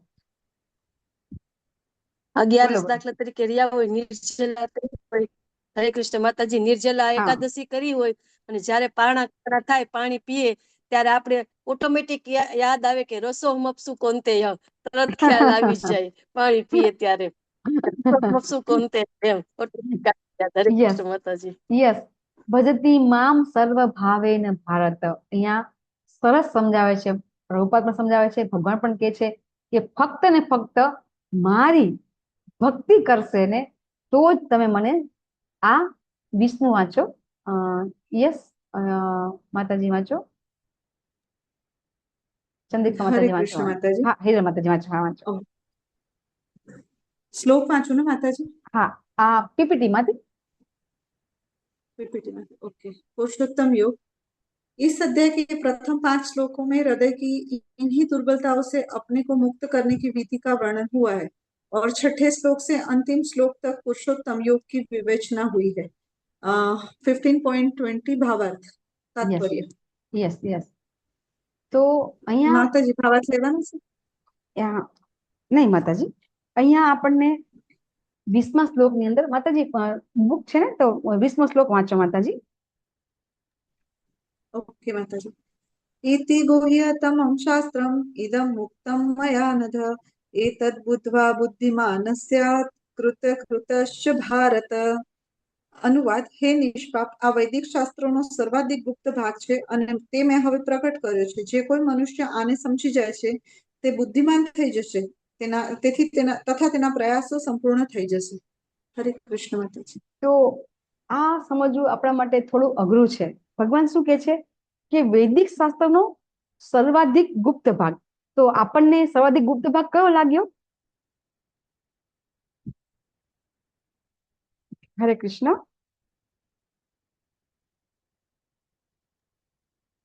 ભગવાન એમ કહે છે માતાજી ભગવદ ગીતામાં સર્વાધિક ગુપ્ત તો આપણે ભક્તિ આજના નહીં આ અધ્યાયમાં ભગવાન એમ સમજાવે છે કે આ અધ્યાયની અંદર ભગવાન એમ કહે છે કે મેં વૈદિક શાસ્ત્રનો સર્વાધિક, મેં તમને એ પણ સમજાવ્યું કે 16 થી 18 શ્લોકની અંદર જે 30 શ્લોકી ગીતા હતી, બરાબર છે, 12 થી 15 અને 16 થી 18, આ 12 થી 18 શ્લોકની અંદર આપણને ગુહ્ય જ્ઞાન ભગવાને આપ્યું. તો એ કયું જ્ઞાન આપ્યું ભગવાને? ભગવાને કીધું માતાજી કે ક્ષર અને અક્ષર થી ઉપર છે. ઓકે યસ પ્રીતિ માતાજી બોલો. આપણને કયું ગુહ્ય જ્ઞાન ભગવાન આપ્યું? અહીંયા સર્વાધિક ગુપ્ત ભાગ ભગવાને કીધું છે આપ્યું હોય, તો કયું આપ્યું આપણને ભગવાને? હરે કૃષ્ણ માતાજી. તો અહીંયા ભગવાને એમ કીધું કે અહીંયા જે કઈ બી છે ને એ બધું એમના કારણે છે ને એ જ પુરુષોત્તમ છે, એમ એ સમજ પડી અહીંયા જે. ઓકે યસ લોપા માતાજી, વૈદિક શાસ્ત્રનો સર્વાધિક ગુપ્ત ભાગ મેં પ્રગટ કર્યો. તો આપણે શું સમજ્યા એમાં? કયો ગુપ્ત ભાગ હતો ભગવાને આપણને સમજાવ્યો? હરે કૃષ્ણ માતાજી, એટલે એ જ કે ક્ષર અને અક્ષર સિવાય પણ જે પરમ ભોગતા છે એ ભગવાન પોતે જ છે અને બધાનું ધારણ પણ પોતે જ કરે છે, દરેક વસ્તુનું પાલન કરે છે. ખુશી માતાજી ફટાફટ, આપણો ટાઈમ થઈ ગયો છે. હરે કૃષ્ણ માતાજી. અહીંયા ભગવાને આપણને સમજાવ્યું કે બ્રહ્માજી થી માંડીને કીડી સુધીના દરેક જીવ એ ભગવાન ભૌતિક પ્રગતિના. યસ ચંદ્રિકા માતાજી.